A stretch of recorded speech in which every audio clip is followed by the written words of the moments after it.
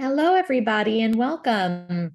My name is Shira Rosin, and I am the new um, Engagement and Development Manager at Schechter Boston. I'm so excited to be here and to welcome all of you to today's event. We have a lot in store for today, and we're so glad that you could make it. Grandparents are a vital part of our community, and one of the things that I am looking forward to is working with all of you to find ways to strengthen our grandparent community here at Schechter.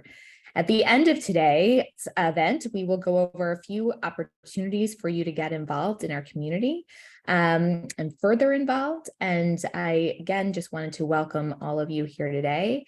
And I'm now going to turn it over to Shira Strasberg. Hi, everyone. So thrilled to be able to welcome you here today with my colleague Shira and the rest of our team here at Schechter. We'd love to welcome all of you to introduce yourselves through the chat today. We love having the opportunity to see who is here with us. And so you can open up your chat if you'd like and to share your names, your grandchildren, where you're joining us from today. We'd love the opportunity to be able to have a great sense of who is joining us. And we're so thrilled to welcome you all. And so with that, we'll turn it over to our head of school, Rebecca Lurie. Hello, everybody, and welcome. We're so happy that you have joined us today. We had a really wonderful Zoom session last year as well, and so we're happy to continue the tradition this year. So I'm Rebecca. I'm the head of school. I've had the privilege of being in this position for 6 years. This is my 7th year in this position, and I have 3 kids in the school. Three kids. I don't have 3 kids in the school. One who graduated. She's in 9th grade at Gann Academy this year, graduated Schechter last year. A 6th grader who was in that. I was loving the slideshow. I hadn't seen it before, but she was doing the medals art with our teacher, Joy. And I just want to say she made these in her medals art class, which is like the coolest thing ever. That wasn't even on purpose. That just happened spontaneously. She's in 6th grade. And then I have a son, Micah, who's in 2nd grade. We're so happy to have you. Shira, if you can just show the slideshow, then I will tell you a little bit about how we're going to be spending our time together today. So our agenda is to give a lot of time for you to ask questions, but also time for us to share what's going on. So the first is from me. I'm going to share a little bit about what we are working on this year. Because every year we have a different set of focus areas in the spirit of There's No Limit to Better that we like to talk about. And so I'll share that with you. Then I'm going to turn it over to my colleagues. First is Jonah Hassenfeld, who's going to talk about learning and teaching. And then I'm going to turn it over to Millie Cateman and Sharon Greenholt, who are going to give some updates on student experience. Ravid Tillis to talk about Jewish life. There will be a time during each of those sessions to ask questions about those topics. And then there will also be a time at the end to ask questions overall. Anything that's on your mind about Schechter, we are here to answer them for you. And I'm excited to hear what's on your mind. So let's start with the beginning with our school-wide objectives. I just want to remind everybody of our mission statement, which lives on our lanyards. Anytime you see a Schechter person, you are going to see this living on our lanyards, because it drives our work each and every day. And I know in many organizations, a mission statement lives on a wall and then it ends there. In our organization, our mission statement, I don't even know if it lives on a wall, in all honesty. I'm not sure. It lives here on our lanyards, but it drives every single thing we do every day. And that is this: together we create a Jewish educational experience where each student will be known, belong, be engaged, be inspired, and be prepared. And those B's are what we think about all the time, about each and every one of our students. And so hopefully you'll be able to see that as evidence today, but that is our mission statement. And we talk about that constantly. Are we actually making sure our students are known? Are they being engaged? Are they prepared for high school, or are they prepared for 2nd grade? In all ways. So Shira, if you can pull up the PowerPoint, I'm just going to tell you a little bit about our focus areas for this year. So they are these 4 bullets that I'm just going to quickly highlight and then giving you a teaser so that you can then hear more from Jonah and Sharon and Millie and Ravid as we get to that. So first is about, it falls under student experience, and we say measure and improve the holistic quality of life of our students. And you're going to be hearing about a lot of different structures that we've implemented this year. This is so important always, but it's especially important at this time when students have gone through a lot of challenges with COVID. I would say our students probably have fewer mental health challenges than the rest of the world because we have luckily kept them in school in person for the whole time, which we are so grateful that we did. And there are still a lot of challenges that are going on with everybody and with the world around us, social media, everything. We really want to make sure that we are a school in service of Be Known that measures and improves the holistic quality of life of everybody, 15-month-olds in Gan Shelanu, all the way through 8th graders at the end of their experience at Schechter. The next two fall under the work that Jonah does in learning and teaching. And there are two. The first one is around curriculum, develop an inspiring, engaging, and inclusive curriculum. And Jonah's doing a lot of work with many people to create a comprehensive curriculum project, doing updates on curriculum to always make sure they reflect our mission statement and that they are meeting the needs of our students. The second is about supporting and developing a world-class faculty. And Jonah and his team of team leads have come up with a rubric for masterful teaching. What does it mean to be a great teacher at Schechter? They have a rubric for that, and they are working really hard to give people the support and professional development that they need to improve on that rubric. And so having a shared view of what great teaching is core to how we are able to create such a cohesive culture here at Schechter.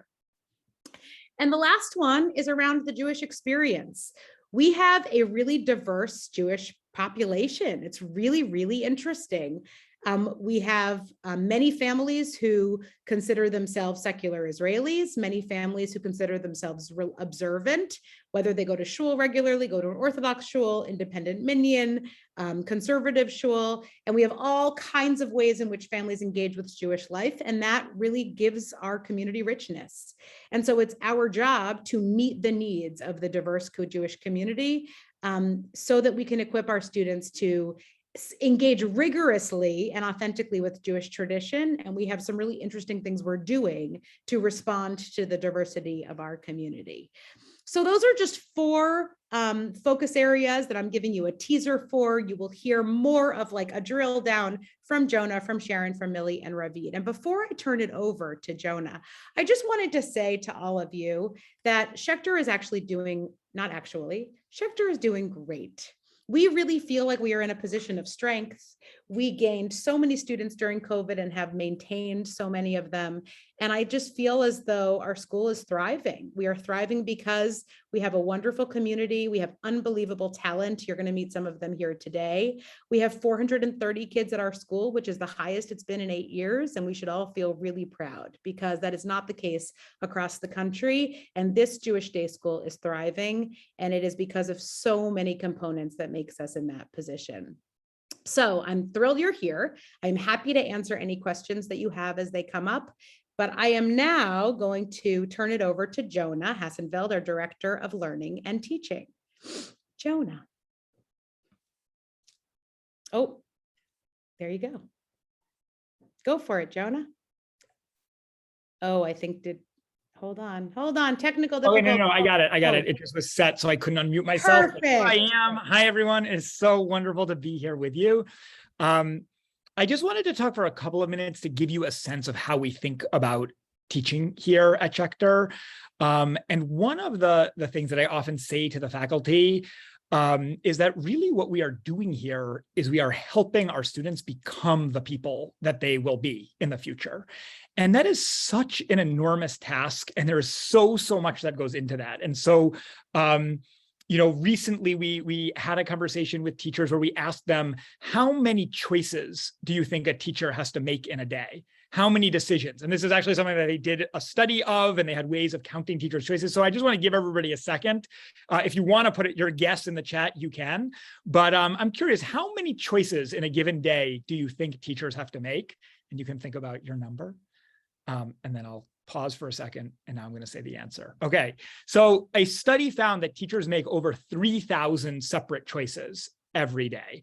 And as a former classroom teacher myself, and actually this year I'm teaching a Jewish studies class in 6th grade, so I'm still a classroom teacher. Like, if you spend time in the classroom, you know that things are coming at you all the time. You're having to decide, how do I explain this? What question should I ask next? You know, how can I respond to an unexpected student comment or something unexpected that a student did? And what this means is that that we are always in the process of becoming teachers. You know, I tell our teachers here that we are all always novice teachers. Whether you've been in the classroom for 3 years or 10 years or 30 years, there are always new surprises, and our teachers take that responsibility extraordinarily seriously. One new thing that we have piloted this year that I just wanted to name is I've really encouraged teachers to videotape themselves teaching a lot more. So I videotape every class of mine that I teach. And the other day, some of the students in my class noticed for the first time in November that I was taping them. And they asked me, why are you taping yourself? You know, why do you tape every single class? And I said, because I want to watch it afterwards. And they seemed confused. And they're like, well, why would you watch your own class? And I said, because I want to see, like, the way that, you know, a sports coach might videotape somebody's batting stance so that they can really see the fine decisions that that person is making and then make corrections. Like, that's what I want to do for you. And I think that the students felt like that meant, you know, that I was taking very, very seriously my responsibility as a teacher. And that is characteristic of our teaching culture here. You know, our teachers take extraordinarily seriously this responsibility of helping students develop into the people that they will be. I wanted to just say a couple of words about our curriculum. You know, I think in today's world, there are so many challenges and there are so many complicated things going on in the world, whether it is, you know, partisan divisiveness here and in Israel. You know, today we are all reacting to the results of the election in Israel yesterday, whether it's, you know, rising anti-Semitism around the world. You know, we believe that we are equipping students to face those challenges. And what that means is not being equipped with just a set of facts, not just knowing a lot. What it means is developing this feeling that you know who you are, that you are confident in who you are as an American person, as a Jewish person, as a person whose voice, you know, as the song that we were listening to with a slideshow, right? As a person whose voice matters in the world. And so that I think is at the heart of all our curriculum. And we could talk about how that shows up in Jewish studies or in math class or in language arts. But the thread that runs through our curriculum is that we see all of these different subjects as helping students feel like they know who they are and that they can make the change in the world that they believe has to be made. And recently this fall, I've been talking to some of our Schechter alumni who are on college campuses, and hearing them talk about the thing that they feel like Schechter prepared them for was to have conversations with any kind of person, with any kind of belief. And I said, well, what was it that made you feel that way? And they told me that they had a place where their character and identity was so supported and formed that now they go out into the world and, you know, nothing throws them off. Nothing is confusing to them because they've been set up with this really core identity and sense of self. So I did want to make sure that I have time to see if there are any questions about our approach to teaching or our curriculum. And also, I'm happy for anybody to reach out to me anytime. I have talked to grandparents in our community before about topics. And so please, I really mean it. If you want to continue the conversation, let me know. But if there are any questions, I'm happy to respond now. Wonderful. Thank you so much, Jonah. Let's pause now to see if you have any questions for Jonah about this topic or reflections. You can share a question in the chat. You can raise your real hand. You can raise a virtual hand, and we'll try to find you on our gallery of screens.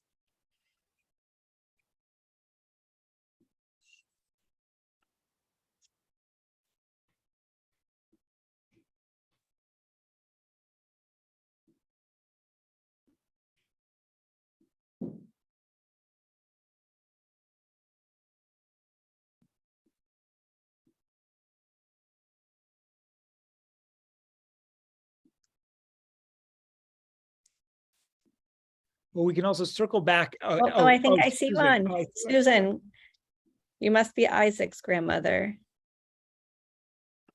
Sure, I think you've to unmute her. I asked to unmute. Let's see if that works. There you go, Susan. No, I was just waving. That's, I wasn't raising my hand. Well, thank you for waving. It's nice to see you.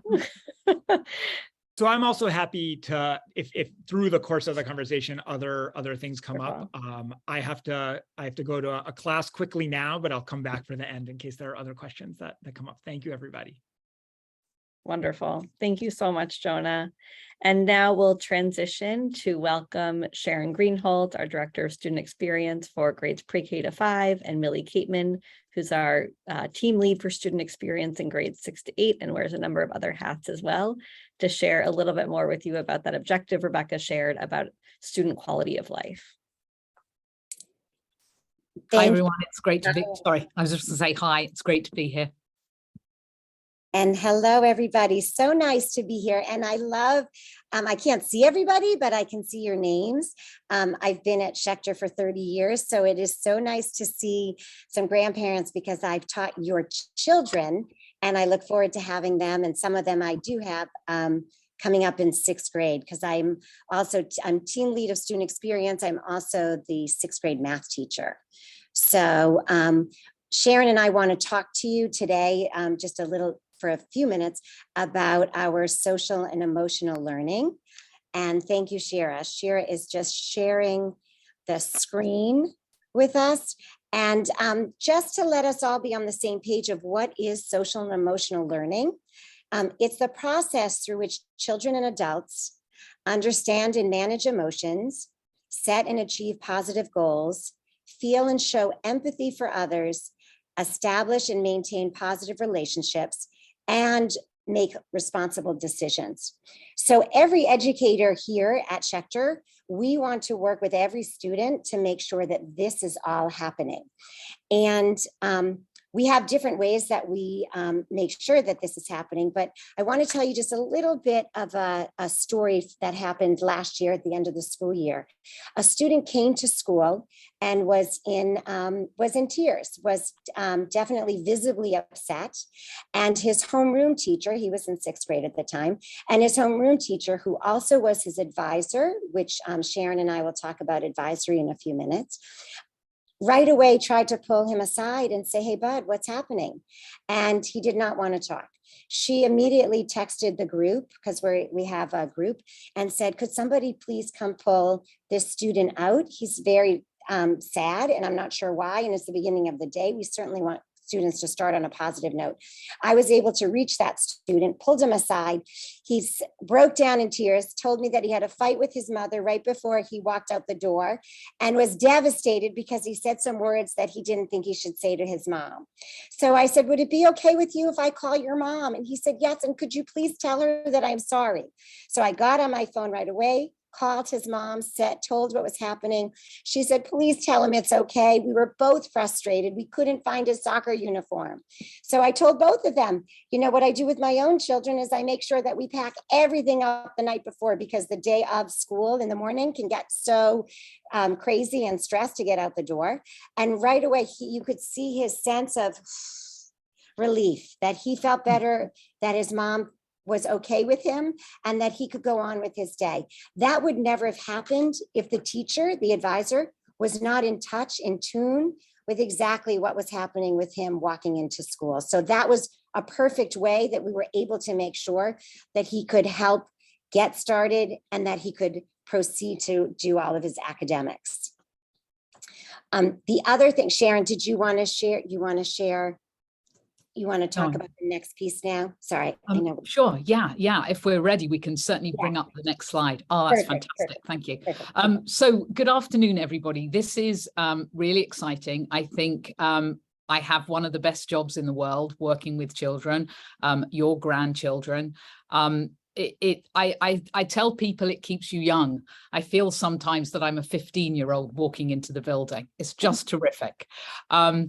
And one of the most exciting things I think about social emotional learning is it gives us the language to really help talk about a number of things with your grandchildren that I think we all knew when we were at school, but we just didn't have the language then to talk about it. And I'm sure that you've read yourselves or seen on the news that social emotional learning is as important to academic education these days, because if students are in a great social and emotional place, then they should be able to access the curriculum.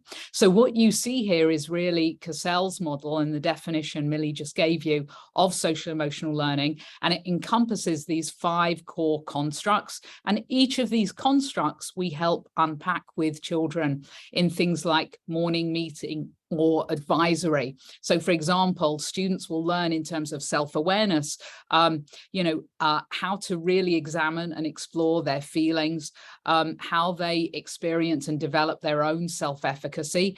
And wrapped around this is obviously our classrooms, our schools, our families, and our communities. So all of us are working together in this holistic way to truly know the child in front of us. So we look at that child through multiple lenses. We look at them through this academic lens, through an enrichment lens, through whether they need more practice with the material. How are they doing in terms of making friends at school? So that when we come to describe a child, and when we're in our parent-teacher conferences, we can know the child as well as you know them, hopefully, as grandparents. Maybe not as well, but we try to come close.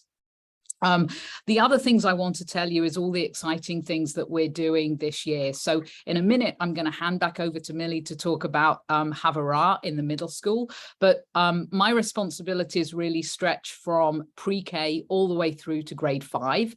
And we use a social and emotional curriculum called Zones of Regulation, which gives students the language to say how they're feeling on a given day through color and through what those colors represent. So for example, blue is a very calm color. And so if students are using language around that to describe their feelings, they're going to say that they feel pretty calm today. They feel pretty relaxed.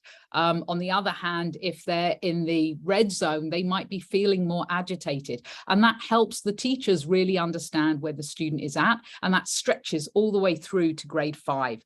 And along with that, we do a lot of work around structure, something called the first 6 weeks of school, if you're interested in reading up about it, because we know that to feel safe at school, students need that structure. They need to know what their day looks like, what they can expect from their lessons and their specials and things like that. And we're also working this year very hard to kind of evaluate what the students' quality of life looks like. So very soon we're going to be launching some student perception surveys across the school, even starting with our little kids in Ganshalanu to help identify how their school day is. So we're not going to settle things for, yeah, school's all right. What does all right mean, so that we can really get at the essence of what this day looks like? So I'm going to hand back over to Millie so she can talk about the middle school experience. Thank you, Sharon. So as I mentioned before, each student is put into a Havara, which is our advisory program, and they start the day with their Havara advisor for homeroom. So that's just a touchstone for every advisor to just check in, like I just told you about that 6th grade student last year. And then twice during the week, the advisor gets to meet with the entire group, and they also have some specific time where they actually get to meet just one-on-one with each of their advisees to check in to see, and they can have a 5 to 10 minute conversation. During the time that they're together as a group is where we really try to build a curriculum that is organic and that is real to each student and to each particular group. We start it with a prompt where they sit in a circle, and the question might be something like, tell me something that you are proud of that you did yesterday. And that they all have to go around, and they can pass if they'd like to, but almost everyone likes to share that. And then another prompt might be, tell me something that you struggled with yesterday. And they all start to talk about that. And then the advisor is able to see and feel the themes coming from their own particular advisory. So someone, Rebecca Laurie, who's the head of the school, is actually an advisor. And so her Havurah might look different one day than Mr. Bartley, who's our PE teacher. It might look different depending on what the students actually want. So we're really listening and trying to build some discussion around what is important to those students at that particular time. With that, I think. Great. Okay. So that was a really great segue. Thank Okay. you so much, Millie and Sharon. So as you can see, we have learning and teaching and student experience, and together they make up the student's day. And so we wanted to open it up to any questions that anybody has for Millie or for Sharon. I also just want to say that the student experience for Gan Shalanu obviously is equally important. And so if anybody is a grandparent and wants to ask us about anything around Gan Shalanu, you're welcome to as well. So I'm just going to pause and see if we have any questions. You can put them in the chat. You can raise your real hand. You can raise your virtual hand, and we'll just pause to wait for a moment and see what, if anything, comes up. And Shira, let me know if you see anything.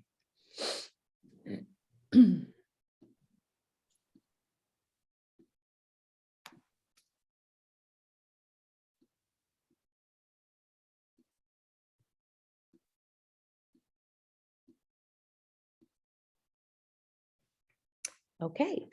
Oh, one. Okay. Marcia Schachter, I assume it is Caleb and Karen's grandma. Please feel free to ask the question. Thanks. I just want to compliment you because I think it's great that the school really looks at the whole child and not just the brain, looks at the heart and the soul. So kol hakavod and a huge thank you. Thank you so much. Caleb and Karen's bubby. I love it. Yeah. Thank you. It is my claim to fame. It's a good claim to fame. We love them. Thank you. So do I.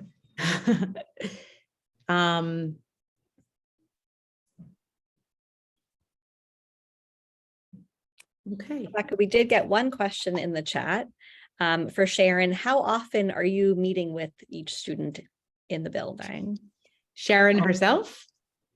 That was the question. How often does Sharon meet with Maybe Sharon, you could pivot it to say, I mean, you're welcome to, obviously, but like, how often do teachers meet individually with students?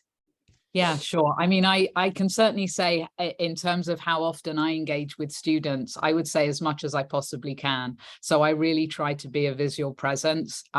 We have a morning arrival where I'm largely outside front greeting students when they arrive, or sometimes I'm out in the blacktop, and I try to wander around during the school day. I'm also as visible as I can be during lunch and recess, oftentimes popping into children's classroom and so on. So I do try and get that visibility. Occasionally, I will talk to students on one-to-one. Sometimes they ask to see me, and nothing makes me happier. And I will always make time for that child. And that happens also at the Wells campus as well.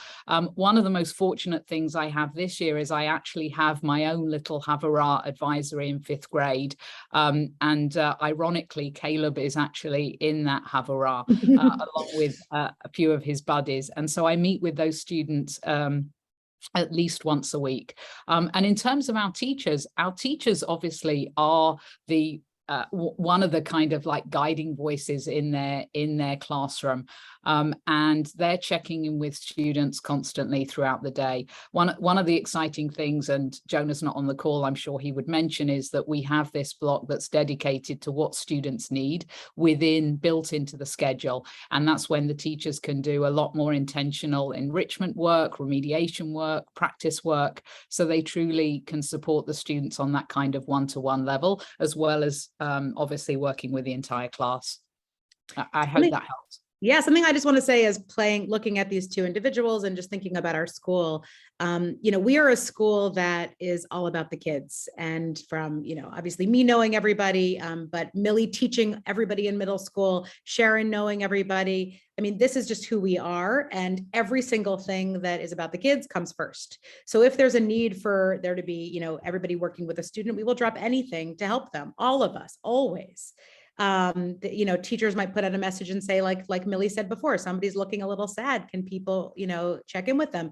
they pounce. The WhatsApp group pounces and says, how can we help this student? So everything we are doing is in the service of students at all levels of the organization. And that's just a cultural norm that we've set. And these are two individuals who model that for everybody else as well. Okay, well, we can always have questions come up later on, but I'm going to remove the spotlight from Millie and Sharon for now. And I'm going to invite my colleague, Rabbi Ravid Tillis, to come forward, not physically, but on Zoom. Shira, if you can spotlight him. I'm just having a hard time finding him. There he is, to talk a little bit about Jewish life. Thank you. And the first thing I want to say, Lichvoda Av, out of respect to my father who's on, I just need to say hi to him. Hi, Dad, because he's on, because I am the rabbi of the school. I teach 8th grade Jewish studies, which I just came from, and I'm going to say a word about that in a moment. But also I have kids at the school, and so that's why my father's on as a grandparent, so I have to say hi to him. It's probably been too long since I've called him, so this is my only chance. You can also just be on as a proud dad, but anyway. Yeah, okay, fine. Good to know. Good to know. So, no, thank you, and it's nice to see so many familiar faces on Zoom. Every now and then, a grandparent will stop me. If I'll meet them in person, they'll say, I know you from Zoom. We've been doing this enough times that we've come to know each other in this way, and that's okay. But I had one thing that I wanted to share about this week's Torah portion in relationship to what we're doing as a school in our goals for Jewish life and our Jewish community here, really. But then I am just now coming from my 8th grade Jewish studies class where we just started our unit on Kohelet, which some people know as the book of Ecclesiastes, written by Shlomo HaMelech, written by King Solomon. And it is maybe most famous because of the song by the Byrds, "To everything turn, turn, turn. There is a season." I'm not going to sing the whole thing, but the most famous line, maybe arguably in all of Kohelet, is that there is nothing new under the sun. That to every season, to everything there is a season, and that nothing new is under the sun. And we're going to be learning that very soon. And here I am talking about the Jewish community, and I know that I am on now with adults when I'm used to being in front of students. But talking to adults, I can tell you in a way that I might not be able to explain as easily to students about how the life cycle of the Jewish community in America seems to be an everlasting question, which is how do we most engage our families? And how do we make sure that everybody is getting what they need, similar to what Sharon and Millie were just talking about? How do we make sure that every family gets what they need as they come to the school? I hope that at this point already you can tell that our school is an extraordinary place. And there are so many reasons to send children here. And at its core, Jewish studies, Jewish life, the work that we do in Tefillot, the work that we do on studying Torah, the work that we do in instilling Jewish values, all of that, and Hebrew, I should say, all of that is very important. But people don't just send their kids to this school because they want them to learn Jewish content. They want them to leave this school understanding that they are a part of a Jewish community. They want their children, our students, leaving the school feeling engaged and supported by a Jewish community. Now, that's an amazing responsibility that we all take so much joy and pride in, and we take very seriously. At the same time, it comes with its challenges. Because let's say there are over 200 families that are represented at this school. That means that there are 200 different families that need different things. And I'm sure you can all understand that even within families, maybe different parents feel different ways about what they're looking for in a Jewish community. And even an individual person might feel differently, have many things that they're looking for.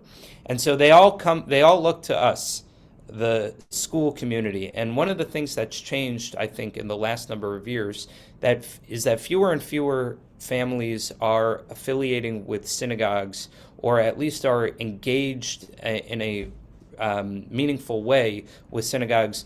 I think in Schechter's history, Schechter was the day school, That was where the kids went to school to learn Jewish education, and they had their synagogue communities or they had other Jewish communities. In many ways, Schechter has pivoted to become a lot of our family's primary Jewish community. And so what that means for us is that we bear kind of a new responsibility to envelop families in Jewishness, both with their students, but also making sure that adult education continues to be something meaningful. I put out a podcast on a weekly basis about the weekly Parsha that isn't only targeted to kids, because I teach Parsha still every week at school, but the podcast is really meant to give an opportunity for parents and kids to engage in those conversations together. We've been doing a unit on kippot and the importance and the background of why kippot are a part of our Jewish tradition. And in November, we're doing an activity where we're inviting families to design their own kippot, their family kippot, or their family kisui rosh, actually, their family's head coverings, so that they can feel like this topic that the students have been learning is really going to manifest and show up inside the home. Because, like I said at the very beginning, the constant question has always been, how is a Jewish community going to show up and engage the families? And we know that that is our job and our responsibility. And what is new, though, is that we see ourselves as stepping into that role in a new way, not just as an education for the students, but really as a holistic family experience. You being on here is not an accident. We don't just have you on here to just share information. We have you on this Zoom because you are part of that extended community.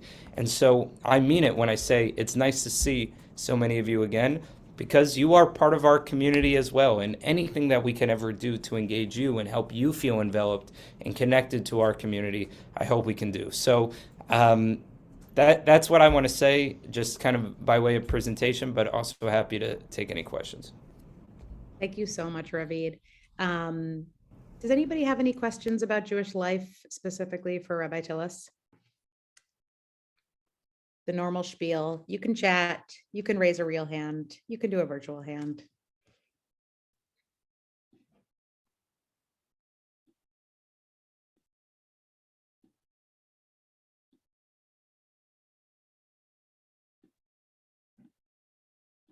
While we're waiting, I'll just say that I found in the year 2020, as we think about Zoom, everybody was saying that this was unprecedented. And I know what that means, and I know why people would say that. And yet, people have been saying that the world is in an unprecedented state for, many, many generations. And that is one of the important lessons of Kohelet, is that what we think is unprecedented, we have overcome so much as a Jewish people, and figuring out ways to pivot and reinvent ourselves is really an important part of that. So just you mentioning Zoom, again, it kind of sparked that for me. Great. Thank you, Rabbi Tillis. I just wanted to segue from what Ravid said about the importance of us showing up for community and seeing all of you as members of our community, which we really do. We've really loved having grandparents come to the school, to different programming, and to have events like this. We hope you'll listen to the podcast and engage with the school, watch our social media if you're interested. But I really do believe that grandparents is a vital part of our community. And also it takes a village to raise kids. And so many of you are either locally or from far away, providing that village to your Schechter students. And so for that, we're so grateful. We welcome all of the ways you want to engage with the school, so please continue to do that. So now I want to open it up to any questions or reflections, not just questions, anything that's on your mind about the school. We are happy to spend the last 15 minutes on. So I saw a question. Yeah, there was a question in the chat.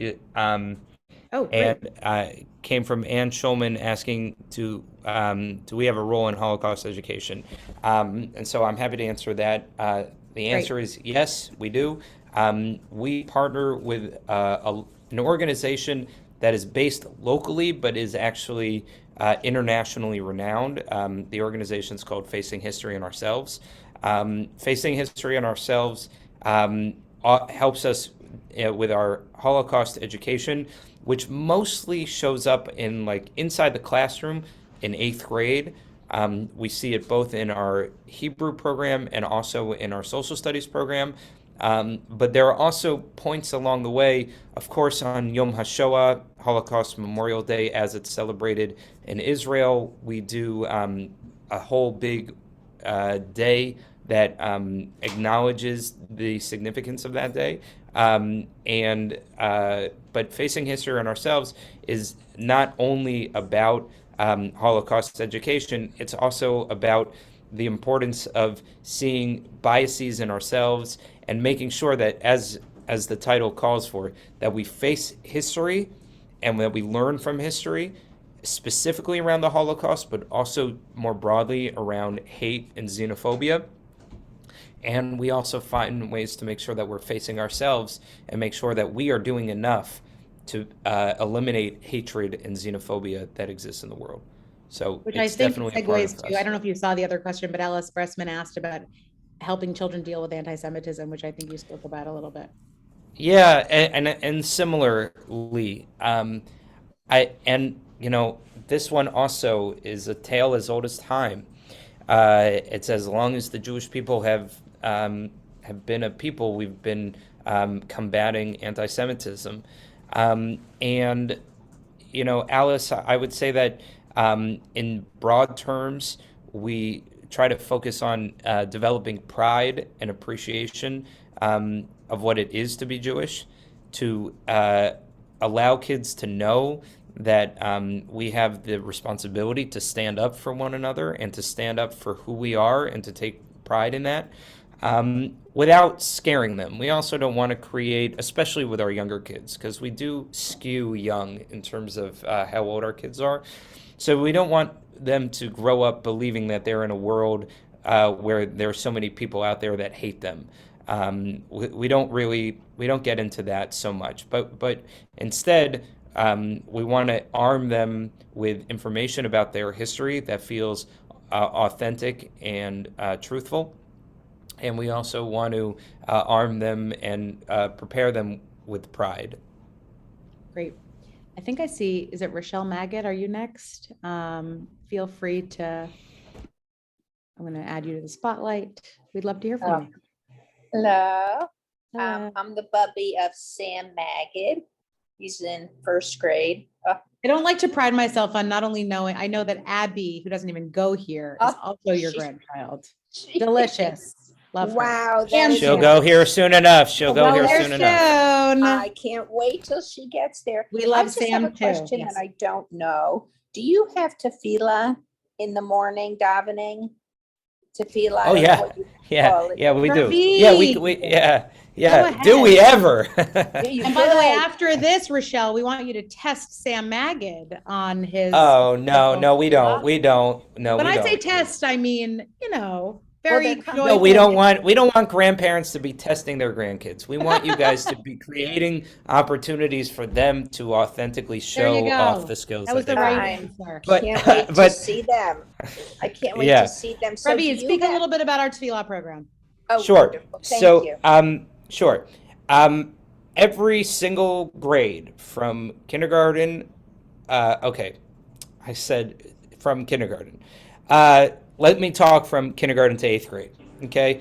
And we do have tefillot in the younger grades in our early childhood, from early childhood through pre-K, but it is not quite as robust of a program, but they definitely learn many prayers. My son, who's 3, who's at Gan Shalanu, knows well the Shema. He knows Modani. He knows the blessings over the snacks that he's eating. So like he's getting that education there. But I'll say from kindergarten through 8th grade, every single student at our school from kindergarten through 8th grade does Yes. tefillot every single day. And in the lower grades from kindergarten to 3rd grade, it's a daily morning tefillot together. And we have a scope and sequence where they learn different prayers every year, so that by the time that they get to, I would say, fifth grade at least, but definitely sixth grade. They know the entirety of weekday shacharit, our morning services for weekday, and also a good number of prayers that we do on Shabbat as well. And then as the kids get older, as they have more and more classes that they might not have daily morning prayers together, but we make sure that they have either an abbreviated prayer service in the morning, or what I just did with my eighth graders right before we started our Kohelet unit was we prayed the Mincha service, the afternoon service, so that way they know that prayer is a part of their daily life. But yeah, but from kindergarten through eighth grade, every single kid, every single day, tefillot. Wonderful. Is it in each individual classroom, or is it Yeah, school-wide? it depends on the grade and depends on the day. Depending on the grade, it can either be by classroom or whole group together. Thank It's you a really so much. wonderful, it's a wonderful part of the program. I actually teach a fifth grade tefillah elective, Ravi does too. They learn how to read Torah in fifth grade. It's a really wonderful rite of passage. It's wonderful. But every year they have different aspects of tefillah that they learn. And I think because of Rochelle's question, Shira is going to show us something that Ravi doesn't even know we're doing on this, but I think you'll feel. So Shira, please show us the video of a kindergarten tefillah class. Here we go.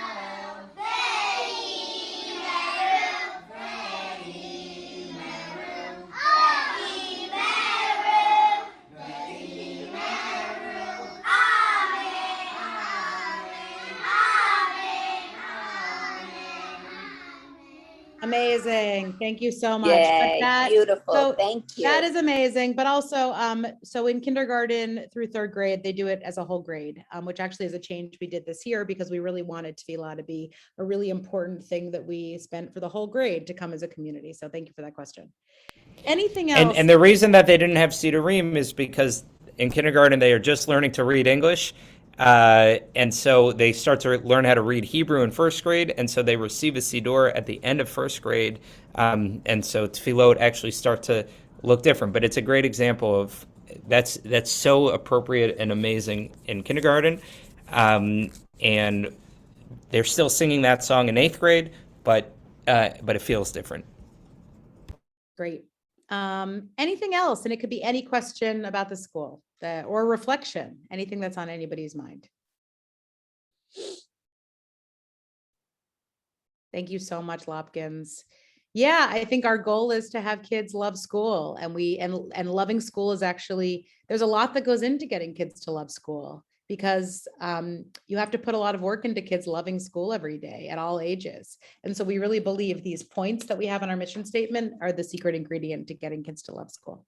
There's a question from Elijah's grandparents. Great, please. The Ditsiones. We're so glad that Elijah joined the school this year. Yeah, he's been loving school, and I think your philosophy of education is terrific. Wait, let me get back on. My computer keeps acting up. Anyhow, just a really practical question. He's in fifth grade, and we keep wondering, what is the curriculum in fifth grade? He asked me sort of answers, but is there any source that we could just find, just sort of out of curiosity?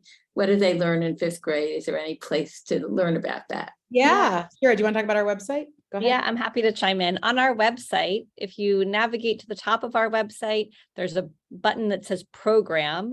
And I think if you scroll down there, you'll see something called the Schechter Core. And within that page, you can navigate to every different grade level to get a very high view of what's happening in each subject area and every single grade level. So that might be a really good jumping in point for then you to ask some questions to Elijah. or to have him share with you maybe, a couple strategies of how he is learning to multiply multiple digit numbers or whatever they might be working on, to have him show you all the things that he's working on in 5th grade. But there's a lot that he can share with you, but those bullets should give you a good overview. Okay, great. One thing Sharon, I, come on in. yeah, Join the Zoom. well, one thing I would say, Joan, something very exciting that our grade 4 and 5 community did just a week or so ago that he may talk to you about is we had the Hale educators come in and do a whole day of team building with all the students in grades 4 and 5, where they learned more about each other. They played a lot of trust building, team building games outside on the turf field. And I'm told that they had a wonderful day. I was out there once or twice.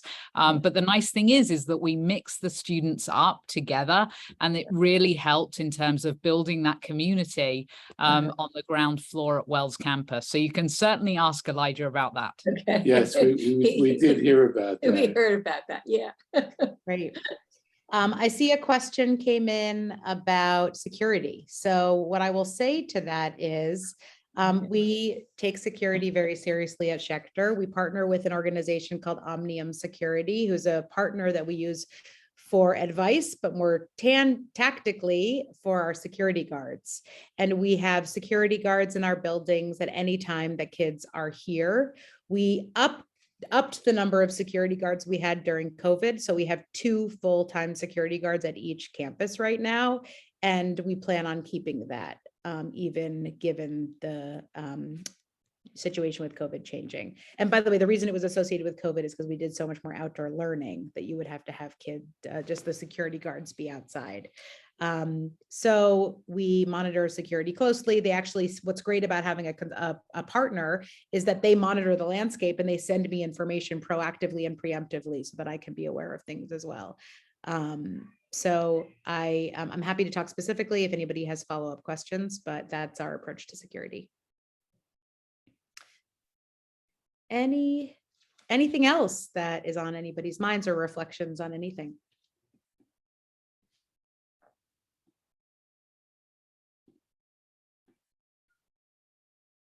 Jonah's back in case anybody has a question for him on learning and teaching. I'm going to bring you on spotlight just in case your presence can inspire questions. Oh, it looks like Alice and Joe, do you have another question? I see a virtual hand that's raised. Great. Come on in. Okay. I just have to tell Jonah that our granddaughter in preschool loves that you do singing there. And I hear all the songs with all the motions to all the songs that you do. And it's lovely that it's mixed in with what Rabbi Tillis does and the tefillah and Shabbat. So it's lovely that it's shared. But I was so amazed that in your position, you take time to go to the preschoolers and that so they get to know you. You're a presence from the time they're young as sort of this fun guy, not just this serious. Jonah, you're a fun guy. I know. I don't get called a fun guy too often, but no, it's like she just loves it. It's such a highlight of the week. So I do tefillot with the pre-K on Friday mornings, and then we do other songs sometimes that I bring in, sometimes that they request. But it's like it is just such a wonderful. I mean, that's really what it's all about. So I love that. Thank you. One thing I will just say is I think that Alice, you're right. How you spend your time tells people what you care about. And I think a principle of our team is that we spend our time with the kids because that's what matters. And so for Jonah to spend time with pre-K, I think you say, how amazing you have time for that. What he would say is, how lucky is he to spend time there?